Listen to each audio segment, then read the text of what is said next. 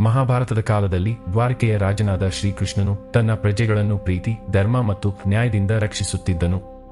ಒಂದು ದಿನ ಸುದರ್ಶನ ಚಕ್ರವನ್ನು ಬಳಸುವಾಗ ಶ್ರೀಕೃಷ್ಣನ ಬೆರಳಿಗೆ ಸಣ್ಣ ಗಾಯವಾಗಿ ರಕ್ತ ಹರಿಯತೊಡಗಿತು. ರಾಜಸಭೆಯಲ್ಲಿದ್ದ ಎಲ್ಲರೂ ಆಶ್ಚರ್ಯದಿಂದ ನೋಡುತ್ತಿದ್ದರು.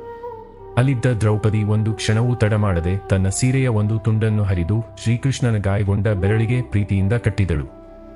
ದ್ರೌಪದಿಯ ನಿಸ್ವಾರ್ಥ ಪ್ರೀತಿ ಮತ್ತು ಕಾಳಜಿಯನ್ನು ಕಂಡ ಶ್ರೀಕೃಷ್ಣನು ಮುಗುಳ್ನಗುತ್ತಾ, ಸಮಯ ಬಂದಾಗ ನಿನ್ನನ್ನು ನಾನು ಖಂಡಿತವಾಗಿ ರಕ್ಷಿಸುತ್ತೇನೆ ಎಂದು ವಚನ ನೀಡಿದನು. ಕೆಲವು ವರ್ಷಗಳ ನಂತರ ಕೌರವರ ರಾಜಸಭೆಯಲ್ಲಿ ದ್ರೌಪದಿಗೆ ಅವಮಾನ ಮಾಡುವ ಪ್ರಯತ್ನ ನಡೆಯಿತು. ಆ ಸಭೆಯಲ್ಲಿ ಯಾರೂ ಅವಳ ನೆರವಿಗೆ ಬರಲಿಲ್ಲ. ಸಂಕಟದ ಆ ಕ್ಷಣದಲ್ಲಿ ದ್ರೌಪದಿ ಕಣ್ಣು ಮುಚ್ಚಿ ಶ್ರೀಕೃಷ್ಣನನ್ನು ಮನಸಾರೆ ಪ್ರಾರ್ಥಿಸಿದಳು.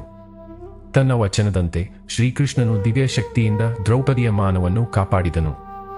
ಒಂದು ದಿನ ದ್ರೌಪದಿ ಕಟ್ಟಿದ ಆ ಸೀರೆಯ ತುಂಡಿನ ಋಣವನ್ನು ಶ್ರೀಕೃಷ್ಣನು ಹೀಗೆ ತೀರಿಸಿದನು.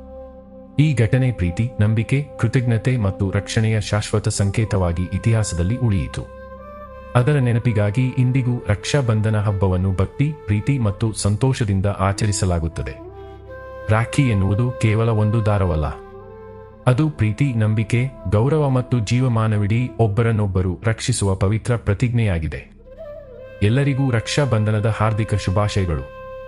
ನಿಮ್ಮ ಜೀವನದಲ್ಲಿ ಪ್ರೀತಿ, ಸಂತೋಷ, ಆರೋಗ್ಯ ಮತ್ತು ಸಮೃದ್ಧಿ ಸದಾ ನೆಲೆಸಿರಲಿ. ಧನ್ಯವಾದಗಳು.